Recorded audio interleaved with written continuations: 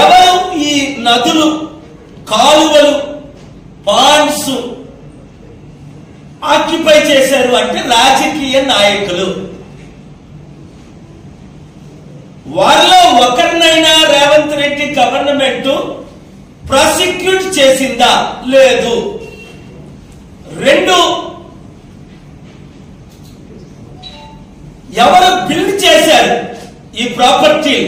ఈ రాజకీయ నాయకుల ద్వారా కొని బిల్డర్స్ ని కానీ, కన్స్ట్రక్ట్ ఇంజనీరింగ్స్ ని కానీ ఈ హైడ్రా వచ్చిన తర్వాత ఒకరినైనా జైల్లో పెట్టారా?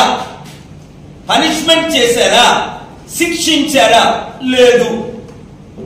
మూడు, కలెక్టర్లు, officers, revenue officers, planning officers అందరూ ఎంతో మంది పర్మిషన్లు ఇచ్చారు ఈ కట్టడానికి. ఒక్కరినైనా శిక్షించారా? లేదు. వందల కోట్లు విలువైన ప్రాపర్టీల్ని,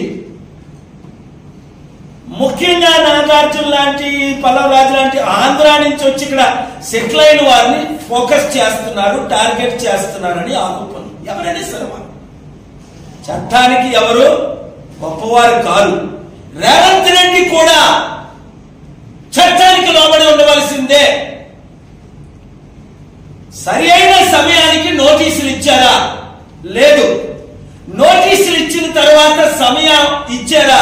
వాళ్ళు విలువైన పాత్రలేంటి, ఫోటోలేంటి, మెమరీస్ ఏంటి, సర్టిఫికెట్స్ ఏంటి, ఒక కుటుంబంలో 30-40 సంవత్సరాలు మీరు ఉంటున్నారంటే ఎన్నో వాల్యూబుల్స్ అవన్నీ తీసుకోవడానికి లేదు. దానికి రుజువు మీడియాయే. మీడియాలో మనం చూస్తున్నాం నిష్పక్షపాతంగా వాళ్ళు నెత్తి నోరు కొట్టుకుంటున్నారు, సూసైడ్ చేసుకుంటున్నారు అంటున్నారు, నన్ను అప్రోచ్ అవుతున్నారు.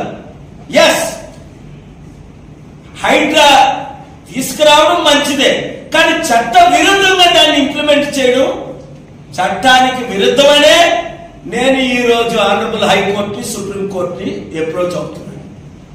ఆ ప్రొసీజర్ రైట్ కాదని వాళ్ళు ఒప్పుకోనే ఆ జీవోని ఇప్పుడు ఎమెండ్ చేస్తున్నారు. మరి ఇప్పుడు వరకు జరిగిన అన్యాయం ఎవరు బాధ్యులు? రేవంత్ రెడ్డా? తెలంగాణ గవర్నమెంట్ 8 లక్షల కోట్ల అప్పు ఉన్నది. ఎవరు ప్రశ్నిస్తారు ఈ విధంగా? కేసీఆర్, కేటీఆర్ మాట్లాడితే ఇది రాజకీయం అని అందరికీ తెలుసు. అక్కడేమో లడ్డూ వివాదం 3 నెలల కింద తెలిస్తే ఇప్పుడు దొంగ చచ్చిన 6 నెలలకు కుక్క మొరిగిందని